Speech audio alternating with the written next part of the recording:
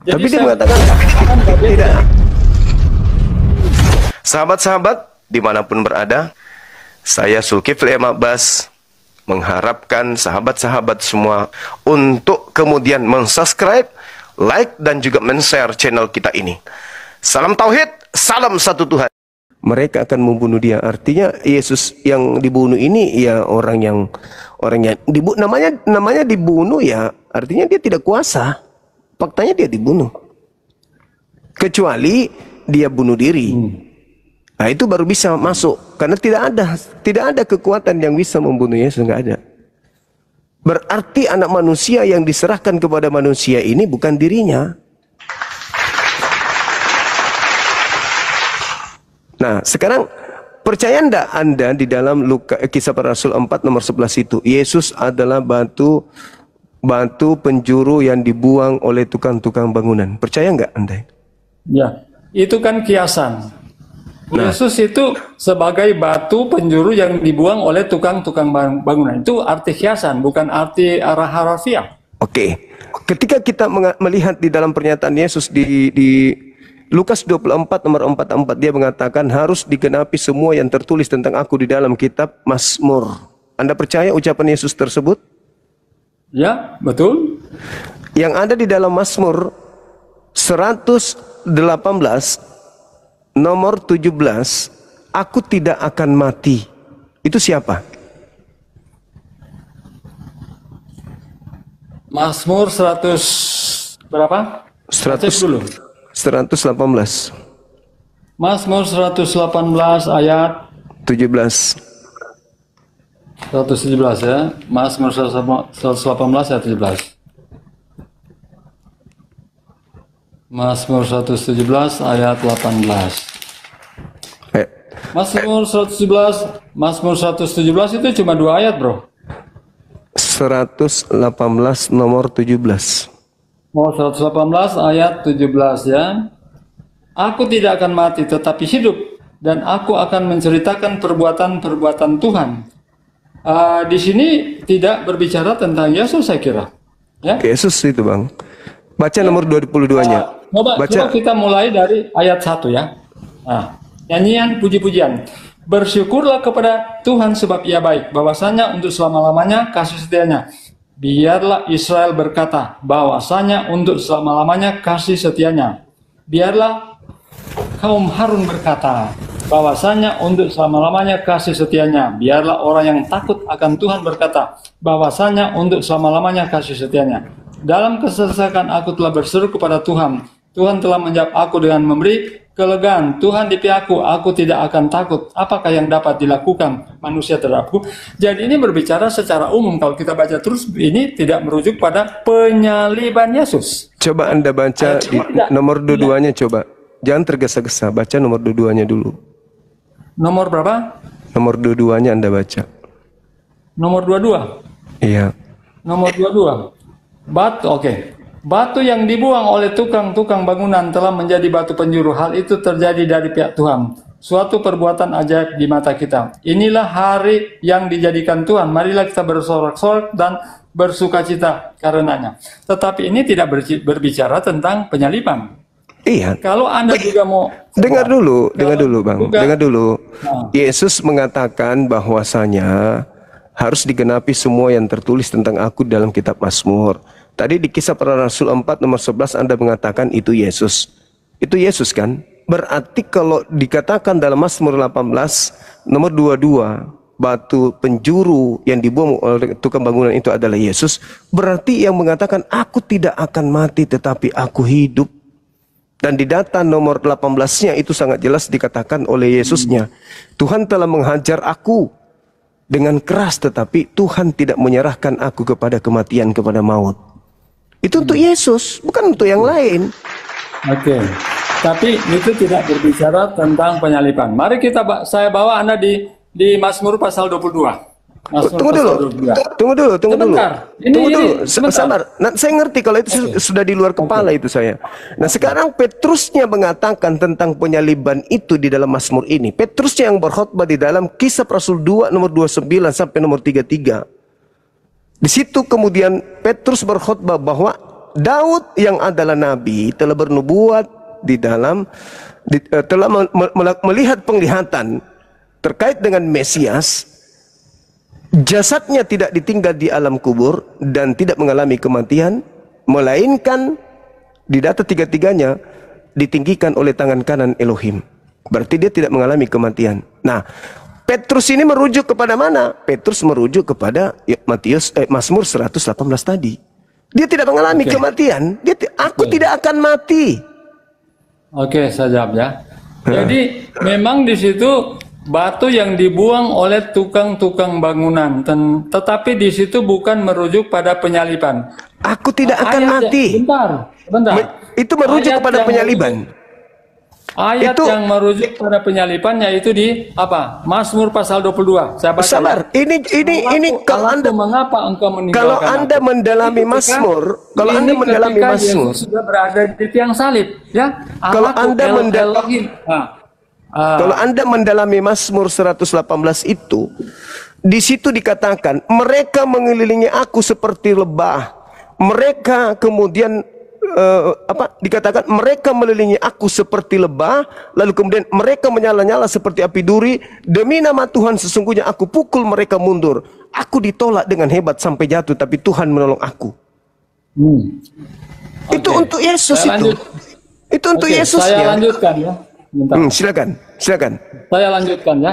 Jadi di Mazmur pasal 22 ayat 2, Allahku, Allahku, mengapa engkau meninggalkan aku? Ini ketika dia disalib. Kemudian di ayat 17, sebab anjing-anjing mengerumuni aku, gerombolan penjahat mengepung aku, mereka menusuk tangan dan kakiku, segala tulang-tulangku dapat kuhitung, mereka menonton, mereka memandang aku, mereka membagi-bagi pakaianku antara mereka dan mereka membuang udi. Ini yang terjadi kan ketika dia disalib, kemudian jubahnya itu apa? Diundi oleh apa? Oleh Roma pada waktu itu. Jadi ini telah tergenapi. Tunggu, tapi kalau Anda baca Mazmur 118 itu tidak merujuk pada penyaliban. Sabar dulu.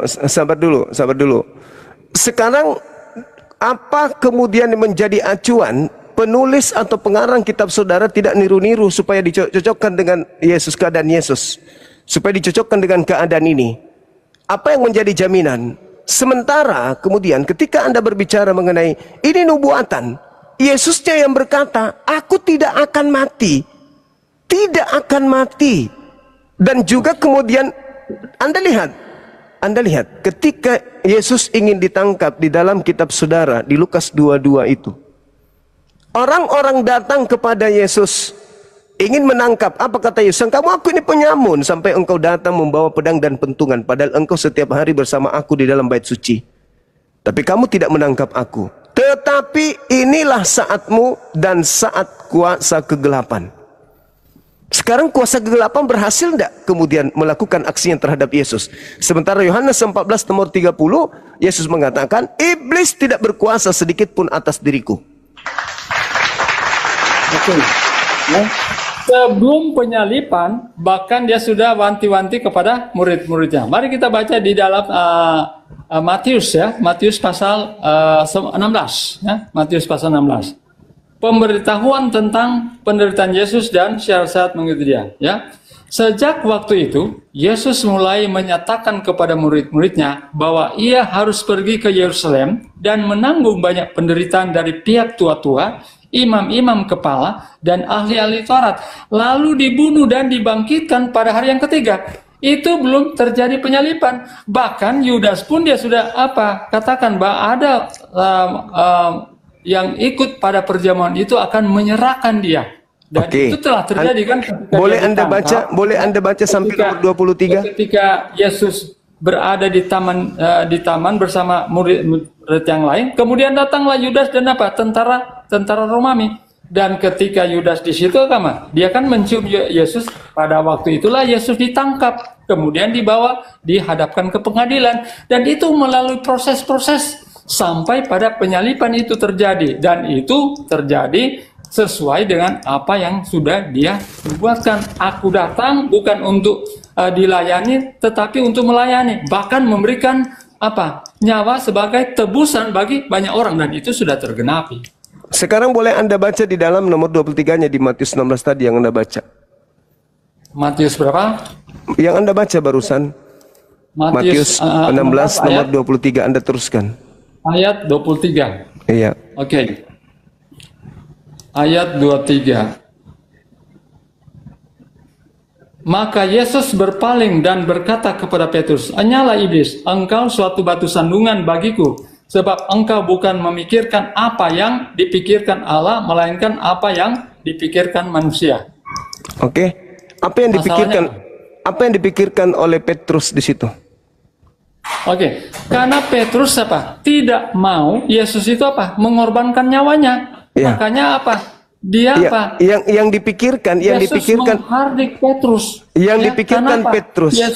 Petrus hanya memikirkan apa? Kepentingan dirinya sendiri. Dia tidak mau Yesus mengorbankan nyawanya. Yang dipikirkan Petrus di situ, Yesus akan disalib atau Yesus tidak akan disalib sampai dia menarik ke samping. Ya. Oke, Petrus tidak rela Yesus disalib. Nah, berarti Petrus berpikir kalau Yesus itu akan disalib, kan? Petrus tidak mau kalau Yesus disalib, tapi Petrus pikir bahwa dia akan disalib, tapi dia tidak mau. Itu dia, itu dia. Tidak mau. Itu. Jadi Petrus menarik Yesus ke samping. Jangan kau mati, jangan. Kau ke sana kau mati. Kalau kau ke sana kau mati. Betul. Itu pikiran manusia. Ya. Pikiran Tuhannya bertentangan dengan itu. Pikiran Tuhannya tidak akan ada orang yang bisa mencederai kemudian Yesus. Tidak seperti itu, bro. Loh, harus ada pertentangan antara yang dipikirkan manusia. Makanya Yesus mengatakan, "Nyala iblis, kamu adalah batu sandungan bagiku. Kamu hanya memikirkan apa yang dipikirkan manusia. Kau tidak memikirkan apa yang dipikirkan oleh Elohim. Kau menyepelekan Tuhanku," maksudnya. Tuhanku itu maha perkasa, maha kuasa. Dia akan melindungi aku. Itu maksudnya. Makanya, sabar dulu. Sabar. Kita buktikan. Ketika di Lukas 22 kemudian, nomor 4344. Orang-orang datang kan. Dia kan berdoa tuh. Sebelum tentara Romawi datang, dia berdoa dulu. "Ya Bapak, biarkanlah cawan ini berlalu daripadaku. Tapi bukan atas kehendakku, tapi atas kehendakmu." Maka seorang malaikat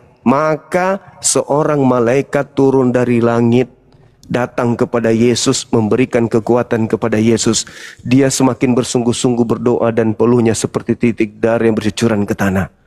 Itu tujuan malaikat turun memberikan kekuatan kepada Yesus itu apa tujuannya? Oke, malaikat datang menguatkan Yesus supaya apa? Yesus itu apa? Kehendak Bapa yang terjadi, bukan kehendaknya. Secara manusia dia tidak sebentar. Secara manusia, ya, secara manusia dia tidak sanggup. Tetapi oleh karena Bapa mengutus malaikat untuk menguatkan dia, sehingga apa? Apa yang terjadi? Kehendak Bapa yang terjadi. Itu yang terjadi. Oke, kita lihat. Terus izinkan saya berbicara.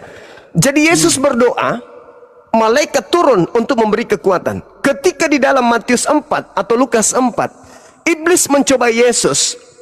Kata iblis, "Yesus, jika engkau adalah anak Tuhan, jatuhkan dirimu ke bawah, sebab ada tertulis tentang engkau bahwa Tuhan akan datang, Tuhan akan mengutus malaikatnya agar menatang engkau di tangannya, agar kakimu tidak terantuk kepada batu." Betul enggak? Anda akui enggak itu? Saya akui. Itu tertulis di mana? Sebab ada tertulis. Sebab ada tertulis. Tuhan akan mengutus malaikatnya agar menatang engkau di tangannya, agar kakimu tidak terantuk kepada batu. Itu tertulis di mana? Di Mazmur. Mazmur 91. Berarti Mazmur 91 itu adalah nubuat untuk Yesus, kan? Oke. Boleh Anda bacakan Mazmur 91 dari data nomor 8-nya sampai data 16-nya, boleh? Sebelum saya buka itu, ya. Ketika Anda membawa pencobaan di padang gurun, itu tidak berbicara tentang penyaliban. Jadi malaikat sudah datang.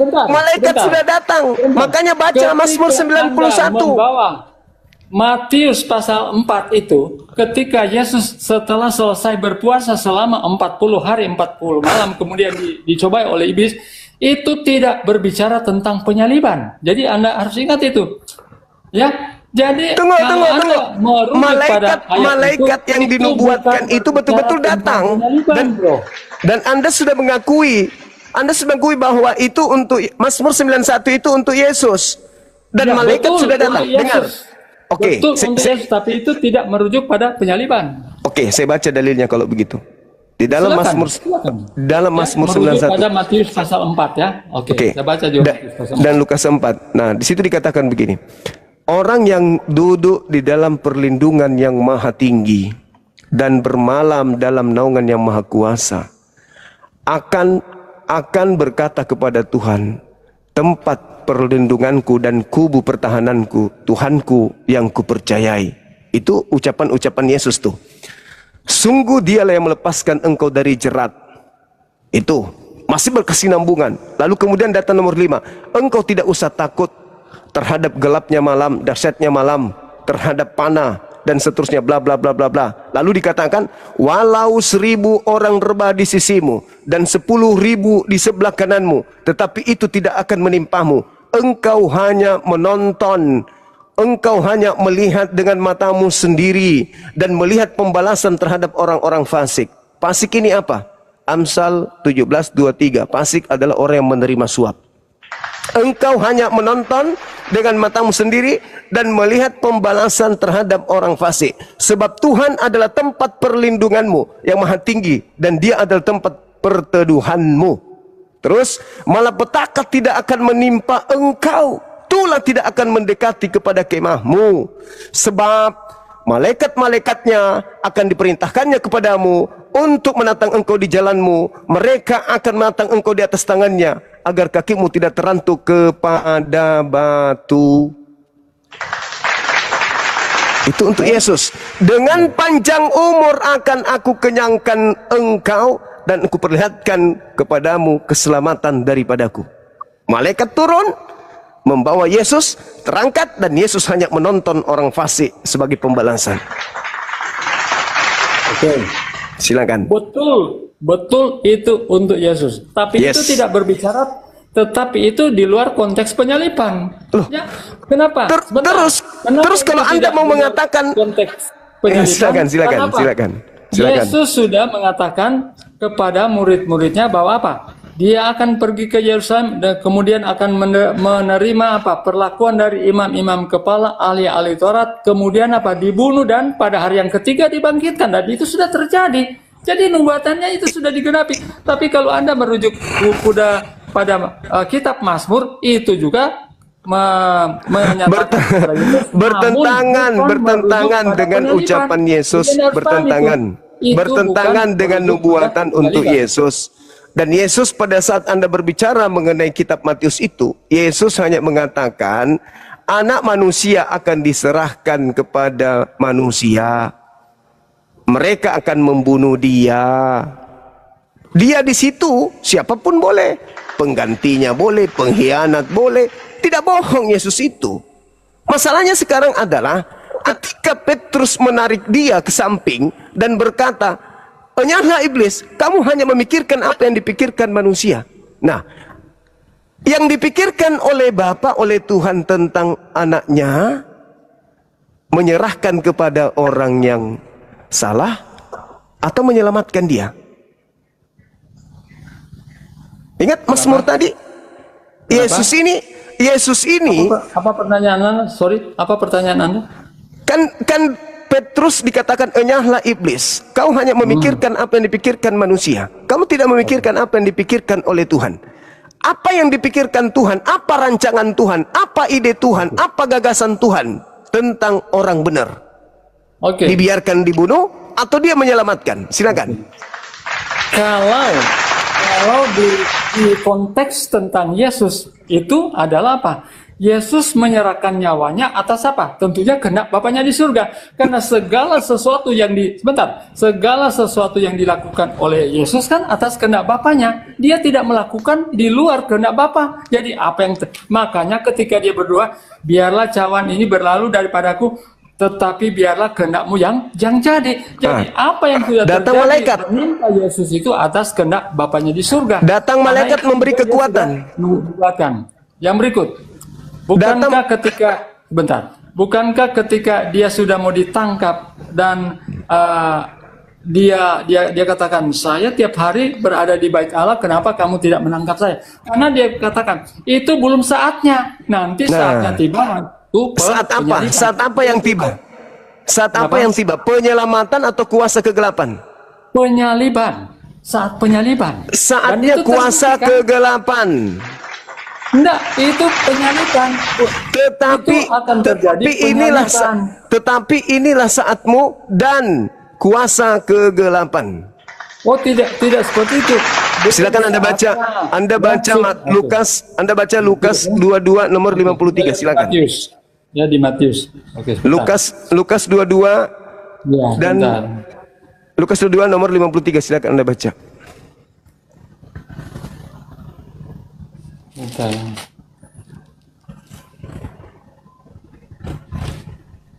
Kuasa kegelapan, kuasa iblis, penguasa dunia, itulah saat-saatnya ketika penyaliban itu terjadi. Semua Yesus uraikan. Saat detik ingin disalib adalah kuasa kegelapan. Saat kemudian dia ingin disalib, saatnya penghakiman atas dunia, saatnya penguasa dunia datang dan akan dilemparkan. Semua adalah kuasa kegelapan. Oke. Masih di Matius pasal 17 juga ayat 22. Sama juga ya. Pada waktu Yesus dan murid-muridnya bersama-sama di Galilea, ia berkata kepada mereka, Anak manusia akan diserahkan ke dalam tangan manusia, dan mereka akan membunuh dia, dan pada hari yang ketiga akan dibangkitkan. Maka hati murid-muridnya itu pun sangat-sangat sedih. Jadi ini memang sebelum penyaliban itu terjadi, brother, dia sudah wanti-wanti kepada murid-muridnya, mengatakannya. Makanya kan Petrus ketika itu, Petrus tidak mau Tuhannya itu mati. Ya, makanya Yesus apa? Ya, Yesus apa? Menampik dia, karena nampaknya Petrus mau menghalangi akan kematian Yesus di kayu salib. Makanya kan apa?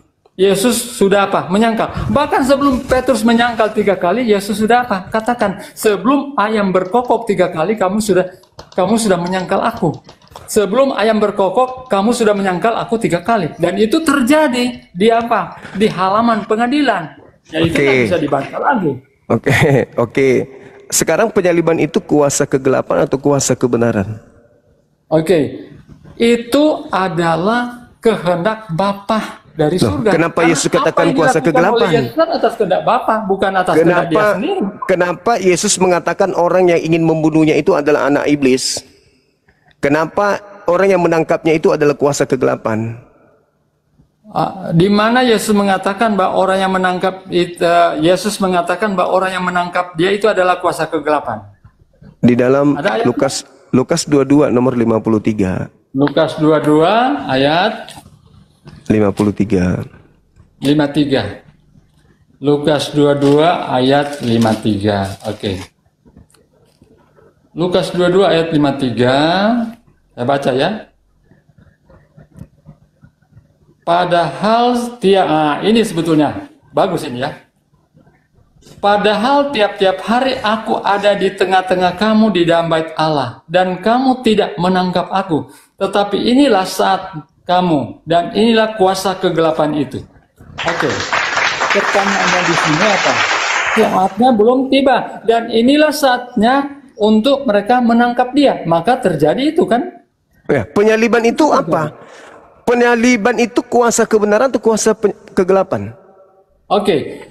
Kalau menurut Yesus, apakah itu kehendaknya atau kehendak Bapaknya di surga? Nah, tunggu dulu, jangan ke situ. Kalau kehendak Bapa sudah jelas, turun malaikat membantu.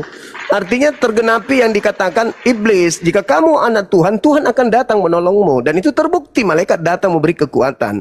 Sekarang pertanyaan saya, setiap hari engkau bersama dengan aku di dalam bait suci mengajar, tapi kau tidak menangkap aku. Tetapi saatmu sudah tiba dan kuasa kegelapan. Pertanyaan saya, ketika orang itu berupaya menangkap Yesus, menyalib Yesus, membunuh Yesus, itu kuasa kegelapan atau kuasa kebenaran?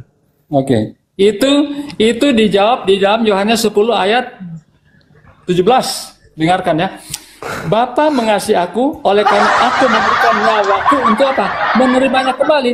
Tidak seorang pun mengambilnya daripadaku, melainkan aku memberikannya menurut kehendakku sendiri. Aku berkuasa memberikannya dan berkuasa mengambilnya kembali. Inilah kehendak Bapakku yang apakah kuasa kegelapan berhasil mengambil nyawa Yesus? Yesus memberikan nyawanya. Berarti Yesus memberikan nyawanya kepada kuasa kegelapan. Yesus bukan.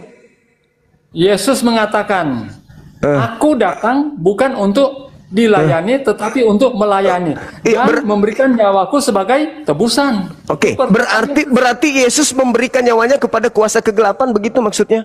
Oh, bukan seperti itu. Tidak ada dirinya memberikan kepada kuasa kegelapan. Nggak ada dalilnya. Dia memberikan dirinya kepada kuasa kegelapan. Yang tadi yang ingin menyalib Yesus itu kuasa kegelapan. Saatmu sudah tiba dan kuasa kegelapan.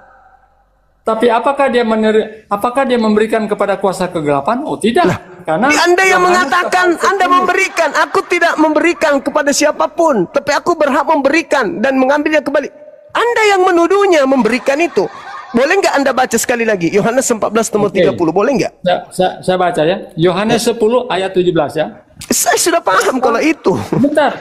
Bapa mengasihi aku, oleh karena aku memberikan nyawaku untuk menerimanya kembali. Ketika kuasa pun mengambilnya daripadaku. Berarti aku memberikannya menurut kehendakku sendiri. Aku berkuasa memberikannya dan berkuasa memberikannya kembali. Berarti Yesus memberikan. Yesus memberikan. Berarti Yesus semuanya atas apa? Kehendak Bapa. Berarti Yesus memberikan nyawanya kepada kuasa kegelapan. Oh tidak, dia memberikan nyawanya. Tidak, di situ tidak dikatakan memberikan nyawanya sebagai kepada kuasa kegelapan. Tidak ada. Saatnya sudah tiba, yaitu saat kuasa kegelapan. Ketika orang-orang itu bersama dengan Yesus belum tiba saat kuasa kegelapan, mereka bersama tidak menangkapnya kok. Makanya dikatakan, sangkamu aku ini penyamun, sampai engkau datang ingin menangkapku lengkap dengan pedang dan pentungan.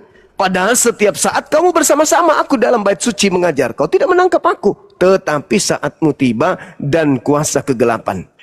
Makanya kamu harus menangkap aku. Kamu harus berusaha membunuh aku. Karena inilah saatnya kuasa kegelapan. Pertanyaan saya, apakah Tuhan menyerahkan Yesus kepada kuasa kegelapan? Tidak ada. Ya, karena berarti Yesus tidak disalib. Kenapa? Dia memberikan nyawanya apa? Atas kehendak Bapanya di surga. Nah, sekarang Anda baca di dalam Yohanes 14 nomor 30. Di situ Yesus mengatakan, tidak banyak lagi aku akan berkata-kata dengan kamu, sebab penguasa dunia telah datang dan sedikit pun tidak berkuasa atas diriku. Ya, memang. Ketika kuasa kegelapan ingin menyalibkan Yesus, berkuasa nggak kuasa kegelapan ini? Kuasa kegelapan tidak berkuasa kalau apa? Bapa tidak apa? Lu kok jadinya ke Bapa? Anda sudah belepotan. Yesus mengatakan kegelapan itu tidak berkuasa kalau apa? Yesus tidak menyerahkan nyawanya. Berarti Yesus bertentangan dong dengan pengakuannya. Tidak lama lagi aku bersama-sama dengan kalian, sebab penguasa itu telah datang, penguasa dunia yaitu iblis telah datang. Dan dia penguasa gelap itu, penguasa dunia itu, sedikit pun tidak berkuasa atas diriku. Ya, ketika iblis menginginkan pembunuhan terhadap Yesus, berkuasa enggak dia? Kuasa kegelapan itu tidak berkuasa kalau Yesus apa? Tidak memberikan nyawanya. Berarti Yesus memberikan nyawanya kepada kuasa kegelapan. Kekuasaannya otoritas tertinggi dari Bapaknya. Berarti Yesus memberikan dari Bapa, bukan dari kekuasaan kegelapan. Berarti Yesus memberikan nyawanya kepada penguasa gelap. Oh, bukan seperti itu. Nah, berarti dia tidak disalib. Berarti tidak disalib. Karena yang menginginkan penyaliban itu adalah kuasa kegelapan. Dan Yesus mengatakan, sedikit pun tidak berkuasa atas diriku. Berarti benarlah malaikat telah mengangkatnya ke langit. Sesuai dengan Daud katakan, dan Petrus juga khotbahkan dalam Kisah Para Rasul 2 nomor 29 sampai nomor 33. Jasadnya tidak ditinggal dikubur, jasadnya tidak mengalami kematian, tetapi tangan kanan Elohim, yaitu malaikat, meninggikan dia ke atas. Yesus sendiri mengatakan, aku datang ke dunia ini bukan untuk dilayani, tetapi untuk melayani, bahkan memberikan nyawaku sebagai tebusan. Itu sudah terjadi. Saudara, Dia sendiri, bro. Saudara, Dia sendiri, tapi atas kehendak Bapaknya di surga. saudara, kalau itu Anda maknai tafsirannya seperti itu, saya punya penafsiran lain. Saya tidak menafsirkan. Saya tidak itu dalil. Anda akan bertabrakan dengan data-data yang lain. Kalau saya mengatakan begini, kalau saya mengatakan begini, saya mengatakan begini. Aku datang menyerahkan nyawaku bukan untuk dilayani, tapi untuk melayani dan untuk memberikan nyawaku menjadi sebagai penebusan. Ingat, andai saja Yesus tidak terangkat ke langit, maka Yesus dan pengikutnya akan dihabisin kemudian oleh tentara Romawi. Tapi karena dia menyerahkan nyawanya kepada Bapa, terangkat demi untuk murid-muridnya yang lain, itu yang betul. Tapi tidak ada dalilnya, Yang anda baca tadi, sebentar. Yang Anda baca tadi, tidak ada dalilnya ketika sebelum disalib dia sudah terangkat.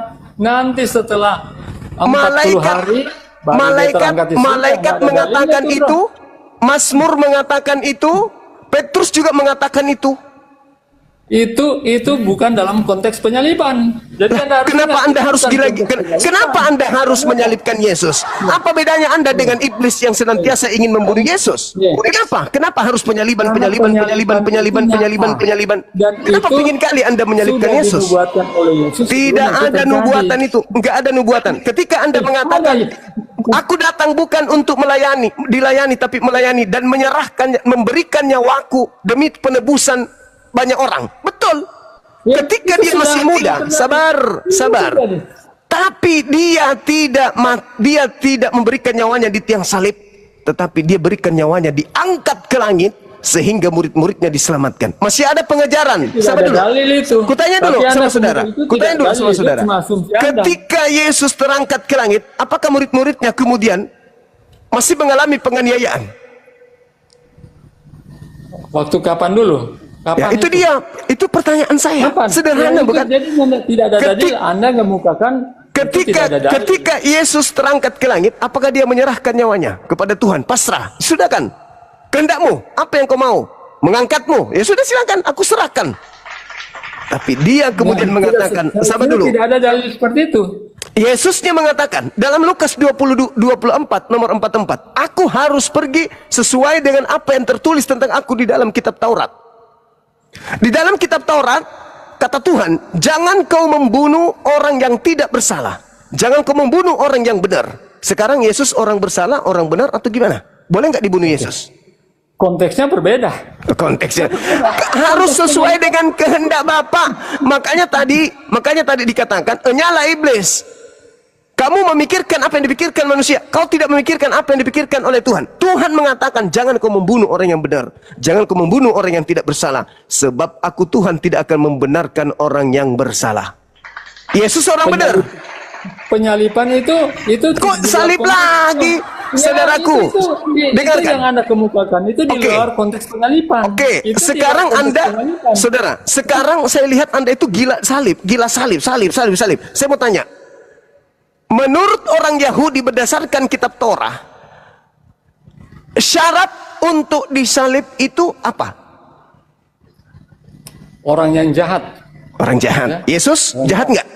Yesus jahat nggak? Yesus tidak jahat, tapi dia punya misi.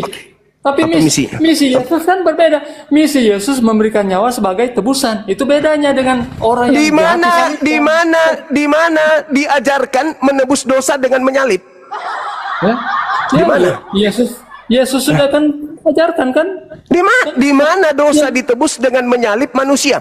Orang-orang Yahudi menebus dosa dengan kambing, dengan sapi. Tidak ada sapi dan kambing itu disalib, nggak ada. Kalau tidak disembelih, kalau tidak disembelih dibakar. Kenapa orang Kristen menebus dosa dengan disalib? Sedangkan salib itu hanya dilakukan kepada pelaku dosa yang sepadan dengan hukuman mati dan orang yang dikutuk oleh Elohim. Pertanyaan saya, kedua-dua syarat ini apakah ada pada diri Yesus? Melakukan dosa sepadan hukuman mati dan dikutuk oleh Elohim. Apakah dia memenuhi syarat itu? Apakah Yesus berdosa? Tidak, tapi mereka menurut. Sebentar, mereka menurut. Apakah Yesus berdosa? Apakah Yesus dikutuk? bahkan mereka mendatangkan saksi-saksi palsu untuk memberatkan Yesus. Dan akhirnya ketika di pengadilan tidak didapati dia bersalah. Tetapi apa? Orang banyak berteriak, salibkan dia, salibkan dia. Itulah yang dimaksud Yesus kuasa kegelapan. Ya. Kenapa? Itulah yang dimaksud kuasa kegelapan. Itu yang sudah dinubuatkan oleh Yesus, oleh ahli-ahli Taurat, orang-orang yang tidak itulah dan bangkit pada hari yang ketiga. Itu nubuatan Yesus yang sudah terjadi. Itulah yang dikatakan kuasa kegelapan. Dan kuasa kegelapan ini sedikit pun tidak berkuasa atas diriku. Sekarang permasalahannya begini. Yang menginginkan penyaliban itu iblis atau Tuhan? Yang menginginkan. Oh, Yesus memberikan nyawanya sendiri, bro. Sudah, aku datang bukan untuk dilayani, tetapi untuk melayani. Bahkan tafsirannya itu tadi. Jadi dia sudah nubuatkan, bro. Jadi tergenapi. Sekarang saya ulangi pertanyaan saya. Yang menginginkan penyaliban Tuhan atau iblis? Yang menginginkan penyaliban itu adalah kehendak Bapakku di surga. Tolong tunjukkan dalilnya. Tunjukkan Makanya dalilnya. 10 ayat 17 Tunjukkan dalilnya. Bapak menginginkan pembunuhan terhadap orang benar. Di mana dalilnya? Dengarkan ini.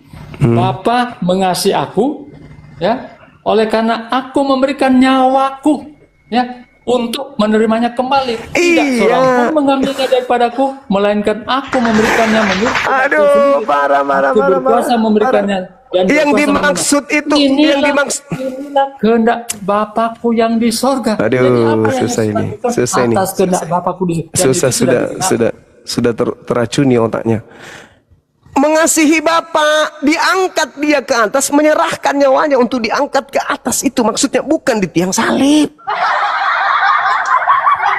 Kenapa Anda pingin kali Yesus orang benar ini disalib? Kenapa kalian itu sama seperti setan? Kenapa saudara-saudara ini mirip setan? Pingin sekali Yesus mati. Ada apa? Kenapa pingin kali Yesus mati orang ini? Sementara Tuhan mengatakan, jangan kau membunuh orang yang benar. Jangan kau membunuh orang yang tidak bersalah. Sebab aku Tuhan tidak akan membenarkan orang yang bersalah. Nubuatan Yesus. Nubuatan terus. Saudara, yang mengerti tentang kitabnya Yahudi, Anda atau orang Yahudi? Sedangkan orang-orang Yahudi, ahli Taurat, mahkamah agama, orang Farisi, imam kepala sudah berkumpul. Tidak ada yang menjadikan kemudian kitab Taurat itu, kitab Tanakh itu sebagai nubuat untuk Yesus. Mereka membunuh kemudian Yesus hanya karena mereka cemburu terhadap kehebatan Yesus, dan mereka takut bangsanya dirampas oleh orang Romawi. Itu yang melatar belakangi pembunuhan, keinginan mereka membunuh Yesus. Kok mau saya tunjukkan nubuat tentang Yesus penyaliban? Sekarang coba sekarang yang saya sampaikan kepada saudara tadi, sudah berapa nubuat yang saya sampaikan kepada saudara? Sudah berapa? Dan kalau Anda mengatakan ada nubuatannya kemudian bahwa Yesus itu harus mati disalib, kalau begitu Anda menjadikan setan ini sebagai pahlawan dong. Berarti Anda menjadikan iblis sebagai pahlawan. Kenapa?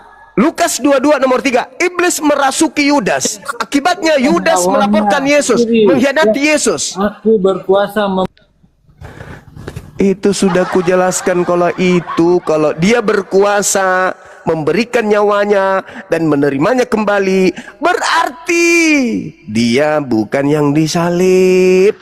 Pengertian itu adalah dia diangkat ke langit. Tidak ada yang mampu membunuh dia. Dia terangkat ke langit. Tak ada yang kekuatan yang bisa membunuhnya. Tidak ada. Di dalam Alkitab tidak ada terangkat di langit sebelum dia disalib, bro. Nanti setelah disalib, mari kita buktikan. Kita buktikan. Ya, berani Anda baca Lukas 22 nomor 69? Silakan dibaca. Anda yang baca.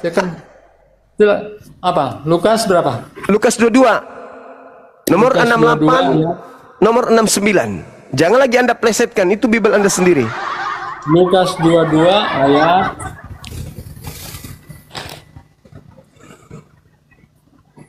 Lukas 22 ayat berapa? 68 69. 68. Oke, Yesus di hadapan mahkamah agama ya. Iya. 66. Oke, Oke. kita baca. Oke. 68 ya. Iya. 66. Oke, dan setelah hari siang berkumpullah sidang para tua-tua bangsa Yahudi dan imam-imam kepala dan ahli-ahli Taurat, lalu mereka menghadapkan dia ke mahkamah agama. Mereka katanya, jikalau engkau adalah Mesias, katakanlah kepada kami. Jawab Yesus, sekalipun aku mengatakannya kepada kamu, namun kamu tidak akan percaya. Dan sekalipun aku bertanya sesuatu kepada kamu, namun kamu tidak akan menjawab. Mulai sekarang anak manusia sudah duduk di sebelah kanan Allah yang Maha Kuasa. Karena mereka semua. Kalau begitu engkau ini anak Allah, jawab Yesus. Kamu sendiri mengatakan bahwa akulah anak Allah. Lalu kata mereka, untuk apa kita perlu kesaksian lagi? Kita ini telah mendengarnya dan mulutnya sendiri. Pertanyaan kamu apa? 69 itu dia katakan sekarang ini anak manusia sudah duduk di sebelah kanan Tuhan yang Maha Kuasa. Oke. Itu siapa? Siapa yang sudah duduk di atas di sebelah kanan itu siapa? Sebelum saya jawab, Kutanya dulu. Siapa yang sudah duduk di atas? Oke. Ketika Kutanya dulu. Siapa yang sudah duduk? Iya, saya akan Oke, jawab. silakan. Apakah Yesus langsung duduk di sebelah kanan Allah? Masih pertanyaan kau yang kali. Orang yang disidang itu, orang yang disidang yang disangka Yesus itu, apakah engkau anak Allah? Kamu yang mengatakan, bukan aku, kamu. Apalagi gunanya aku mengatakan kepadamu, dan meskipun aku bertanya, kau tidak akan menjawab. Mulai sekarang anak manusia sudah duduk. Mulai sekarang. Jadi yang duduk di situ siapa? Yang disidang siapa? Jawab, ya. Jadi silakan. Itu pertanyaan sama dengan begini. Ketika salah satu orang yang di sebelah kiri atau kanan apa Yesus katakan? Hari ini juga kamu berada di apa? Berada di mana? Ya? Apa? Berada di mana? Yesus katakan kepada orang itu bohong, itu pembohongan. Ini sama seperti itu, bro. Itulah bukti bahwa itu bukan dia langsung ke surga. Itulah bukti. Itu, bro. Itulah bukti semuanya bahwa itu juga bukan Yesus. Hari ini juga engkau akan bersama dengan aku. Dengar. Hari ini juga engkau akan bersama-sama dengan aku di Firdaus. Faktanya dia malah ke dunia orang mati. Bohong. Itu bukti bukan Yesus. Yang kedua, orang yang disidang ini loh, yang sendiri mengatakan sekarang juga anak manusia sudah duduk di sebelah kanan Elohim. Itu apa? Ungkapan, bukan berarti ketika dia katakan itu dia langsung ke sana. Ketika dia naik di surga, ada di Anda kan mengatakan mana buktinya? Anda bertanya kepada saya, mana buktinya Yesus itu sudah terangkat sebelum penyaliban? Saya kasih data. Saya kasih data loh. Waktu apa? Anda bertanya kepada saya, Bung. Mengatakan itu apakah ada disaksikan dia naik surga? Tidak ada. Satu pun tidak menyaksikan karena itu belum terjadi. Anda bertanya kepada saya, mana dalilnya Yesus sudah diterangkat ke langit sebelum penyaliban? Tak kasih data. Anda mengatakan itu perumpamaan. Kacau. Kacau saudara Peri. Kacau. Yang saya heran nih teman-teman sekalian, kenapa orang ini pingin sekali Yesus itu disalib, sama seperti si Billy Sisis. Sedangkan Tuhan tidak mau Yesus ini disalib, tidak mau. Tapi kenapa dia? Jadi benarlah kata Al-Quran, wa ikhwanuhum yamuddunahum fil gayyi tsumma la yukassirun. Saudara-saudara iblis itu adalah orang-orang kafir yang membantu setan untuk durhaka kepada Tuhannya. Innal ladzina amanu yuqatiluna fi sabilillah wal ladzina kafaru yuqatiluna fi sabilit tagut. Orang-orang kafir itu berjuang di jalan iblis. Berjuang di jalan iblis. Dia memperjuangkan, dia menjadi prajurit-prajurit setan. setan untuk melanjutkan keinginan setan agar manusia itu tersesat. Faqatilu awliya as-syaitan, perangilah saudara-saudaranya setan.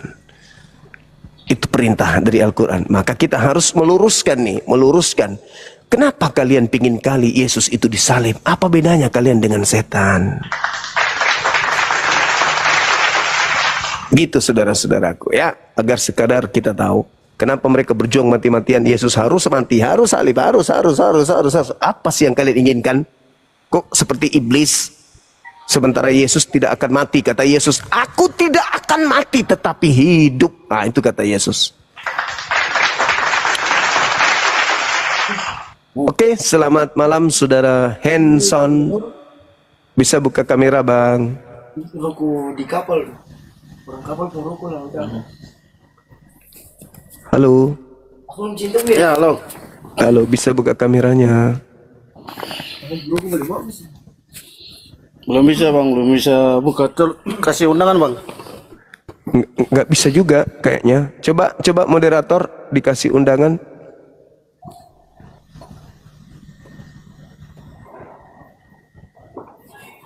Bisa ya? Belum bisa bang. Belum bisa.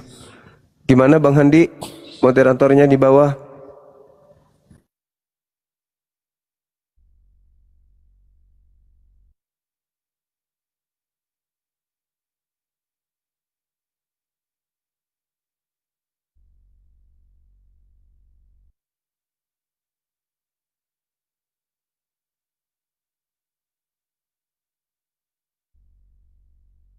Kalinya, saudara-saudara, kelima kalinya.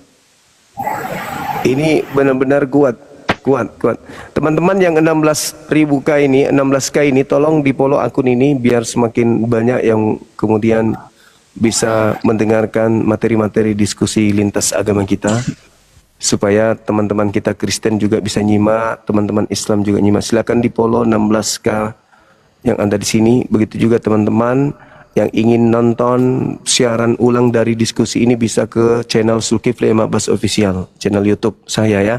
Karena video-video yang ada itu tersimpan di sana di YouTube Zulkifli M. Abbas Official. Silakan di-subscribe channel-channel kita.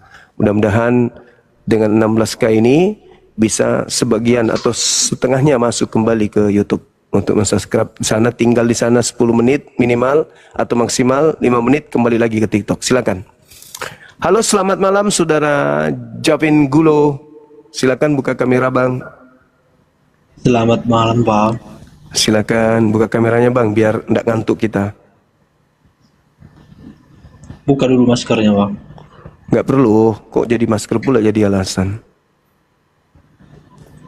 Silakan abangku buka. Kalau nggak dibuka maskernya, saya nggak mau nyalakan kamera saya bang. Oh ya sudah, abang istirahat aja dulu. Silakan ke gereja nyembah makhluk kuburan. Silakan.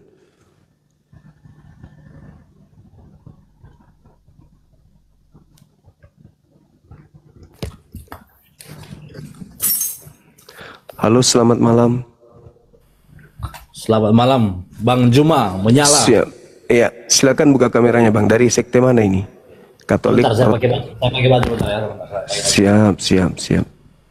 Aduh. Mana bajuku?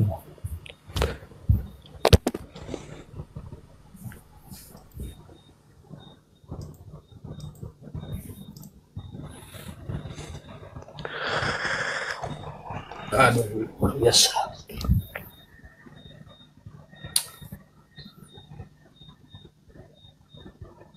Ya.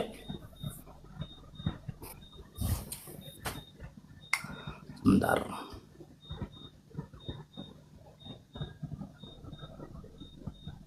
Oke.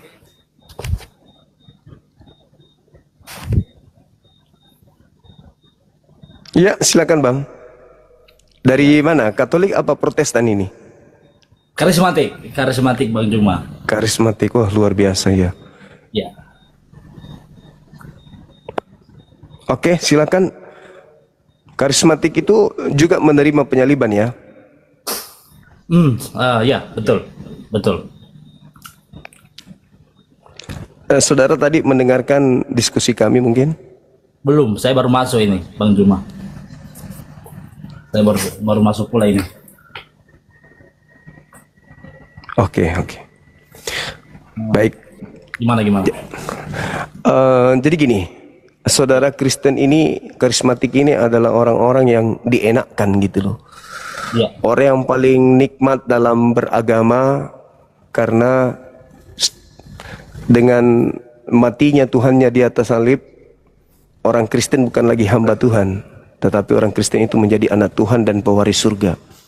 ya, Dengan bangkitnya Tuhan mereka dari kubur, ya, orang Kristen kemudian dipercaya kepercayaannya itu benar dan kemudian mereka tidak hidup lagi di dalam dosa, kan gitu ya.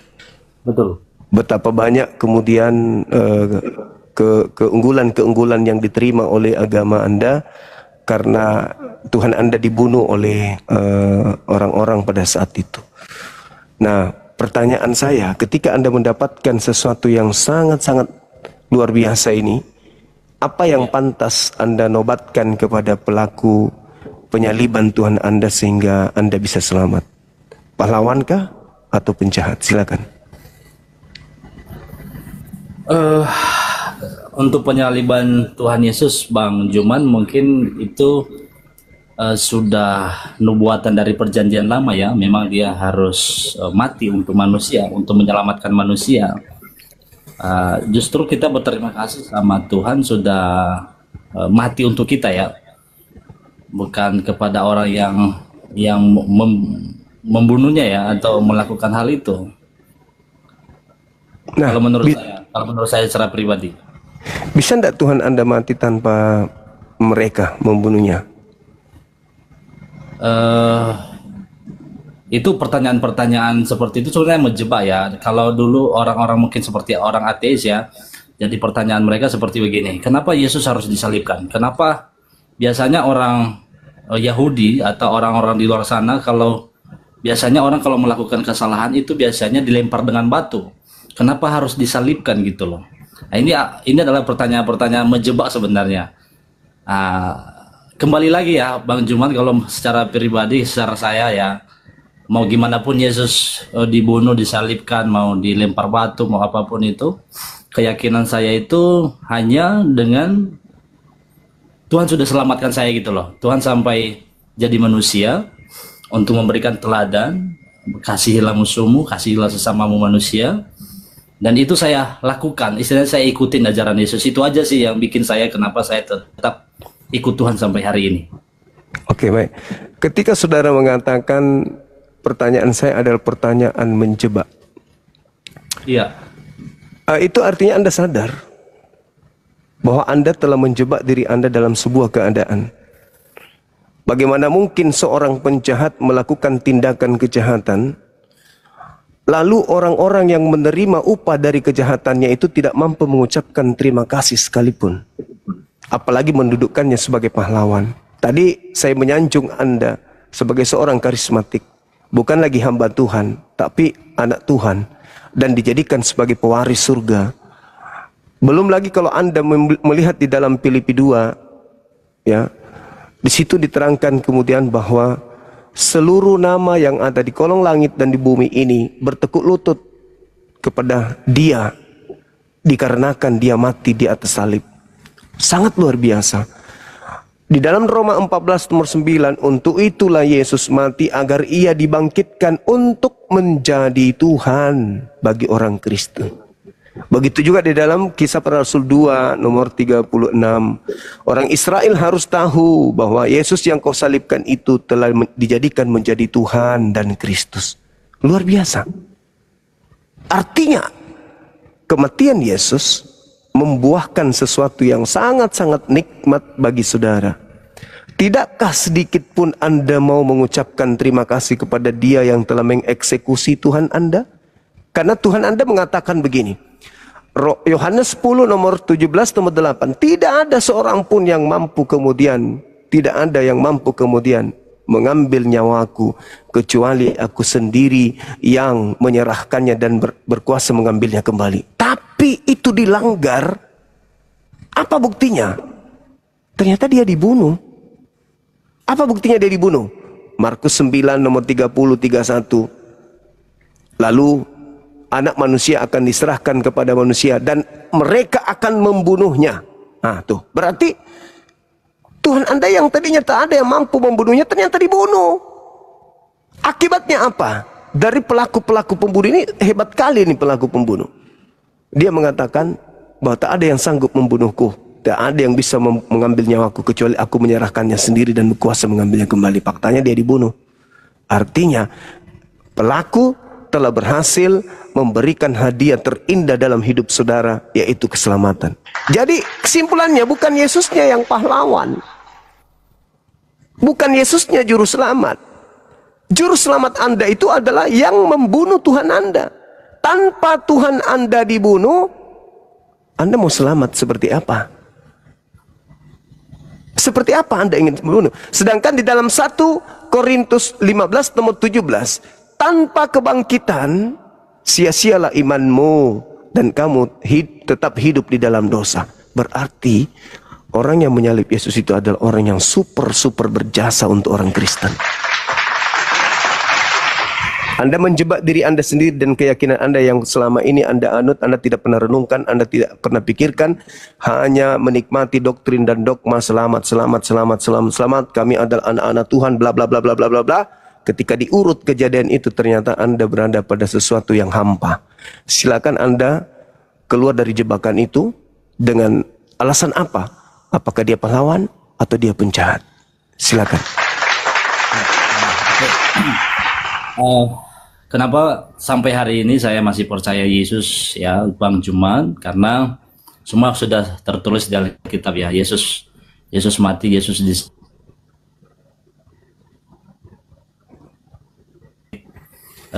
naik ke surga, itu semua sudah terjadi dan sudah tertulis, dan itu yang nulis bukan hanya satu orang, dan itu sudah ditulis oleh Matius, Markus, Yohanes, dan Lukas. Dan kita sebagai orang Kristen tinggal satu lagi ini yang kita tunggu-tunggu, yaitu kedatangan Yesus yang kedua kali. Jadi kalau secara saya pribadi mau apapun itu yang terjadi, saya tetap percaya kepada Tuhan karena dia udah mati untuk saya, dia udah bangkit juga untuk saya, dan saya percaya dia akan datang kedua kali untuk menjemput orang-orang yang percaya kepadanya dan benar-benar mengalami Tuhan. Saya alami sendiri soalnya, makanya saya tetap di dalam Yesus Bang Juma. Itu mungkin makanya saya masuk tadi di Zoom ini aja supaya juga beberapa orang bisa pelajari lagi siapa itu Yesus sebenarnya.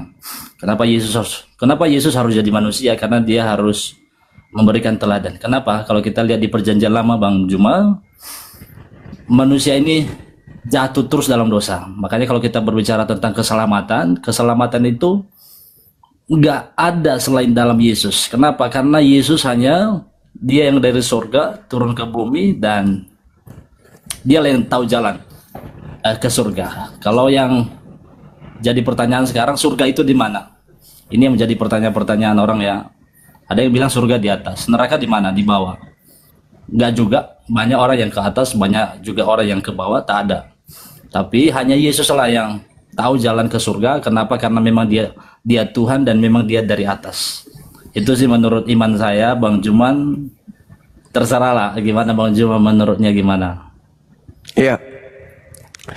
Jadi gini, kalau sudah menikmati doktrin itu Bang, maka segala-galanya menjadi hidup indah. Ini adalah pilihan Bang Juman ya. Jadi, ya, betul. Terserah, gimana kita harus percaya kepada Tuhan. Ya, betul.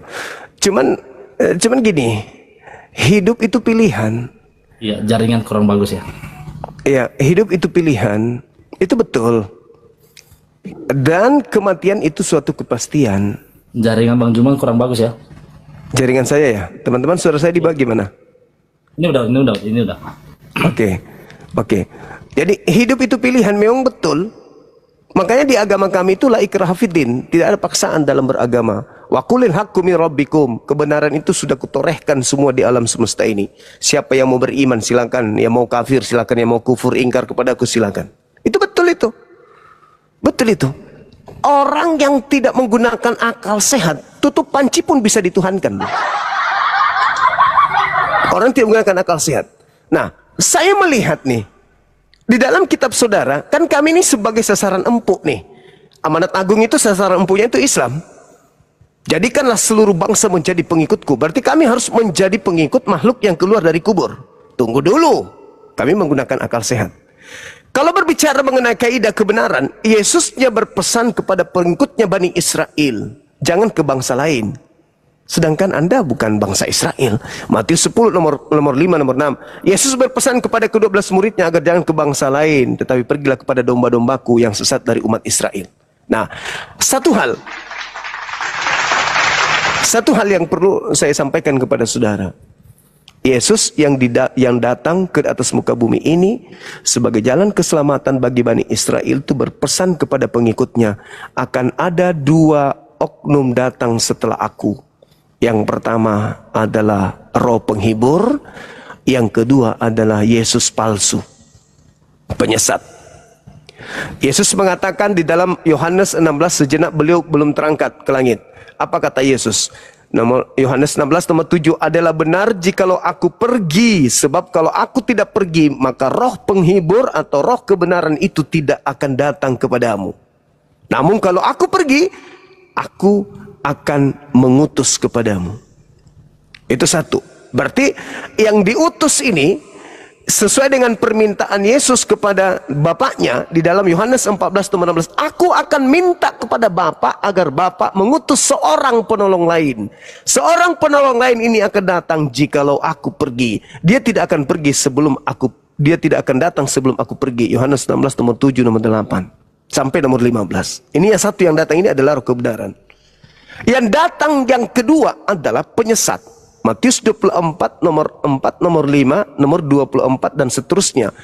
Lukas 21 nomor 8. Waspadalah kepada penyesat yang datang kepadamu dengan memakai namaku dan berkata, akulah Kristus. Berarti menurut Yesus yang datang kepada muridnya ada 2 kelompok, ada 2 oknum. Pertama adalah roh kebenaran, yang kedua adalah penyesat yang mengaku Yesus Kristus. Kalau kita lihat dalam Matius 24 nomor 4 nomor 5, Yesus berpesan kepada orang Yahudi muridnya, waspadalah kepada penyesat yang datang kepadamu dengan memakai namaku dan berkata, akulah Kristus. Jangan kamu percaya, mereka akan menyesatkan banyak orang.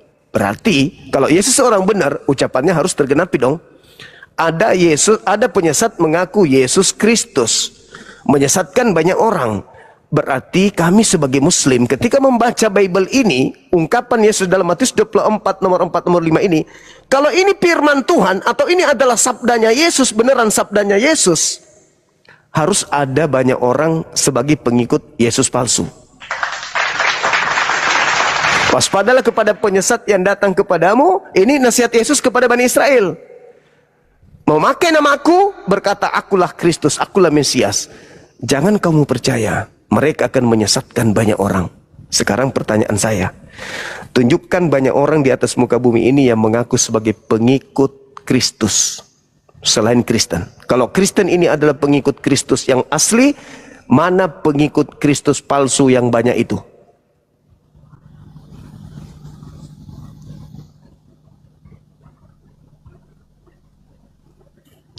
Mute-nya dibuka, Bang. Oke, siap. Oke, Bang Juma, itu kita punya tafsiran masing-masing ya. Mungkin Bang Juma silakan.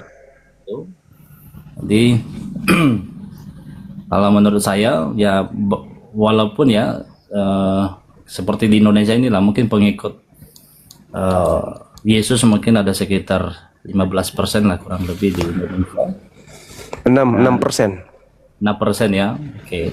Jadi justru saya bangga bisa terpilih sebagai orang Kristen karena memang ada firman yang dikatakan di sana ya, banyak dipanggil tapi sedikit yang terpilih.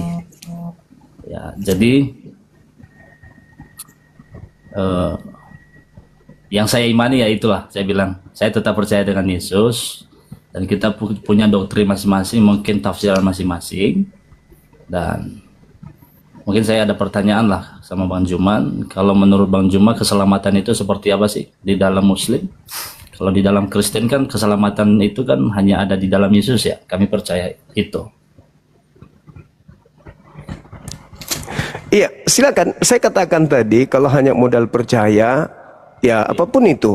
Cuman masalahnya sekarang ini, Anda sebagai orang yang memegang kitab ini, tentu kalau Anda rajin membaca kitab ini, di situ Yesus mengatakan kepada orang Yahudi, waspadalah kepada penyesat yang datang kepada kamu, memakai namaku dan berkata, akulah Kristus. Mereka akan menyesatkan banyak orang. Berarti Yesus mengatakan ada penyesat datang memakai nama Yesus Kristus, di mana penyesat ini, Yesus Kristus ini, yang palsu ini akan menyesatkan banyak orang. Mana banyak orang yang disesatkan oleh Kristus itu, sedangkan pengikut Kristus di muka bumi ini cuma satu, yaitu Yesus, yaitu Kristen. Entah itu Katolik, entah karismatik, entah itu apa. Yang pasti pengikut Kristus itu ya Kristen. Kalau ada pengikut Kristus yang lain, ya mana? Hindu enggak, Buddha enggak, ateis kagak, Islam apalagi. Ya satu-satunya hanya kalian. Matius 7 nomor 15, nomor 22, nomor 23. Pada hari terakhir nanti banyak orang akan berseru kepadaku, Tuhan, Tuhan, bukankah kami bernubuat pakai namamu, bermukjizat pakai namamu, mengusir setan pakai namamu? Pada saat itulah aku Yesus akan berterus terang kepada mereka, enyahlah daripadaku, aku tidak mengenal kalian, kalian semua adalah pembuat kejahatan. Itu siapa itu, Bang? Di luar Kristen ada nggak yang memanggil Yesus Tuhan, bernubuat, mengusir setan, bermukjizat pakai nama Yesus selain Kristen? Ya, mungkin kalau Bang Juma ya, mungkin dulu pernah jadi Kristen ya. Jadi selama Yesus di dunia, pengikut Yesus itu bukan hanya murid-murid Yesus saja, tapi ada beberapa kelompok yang ikut Yesus pada saat itu. Termasuklah orang-orang Farisi, termasuklah murid-muridnya, dan itu selalu mereka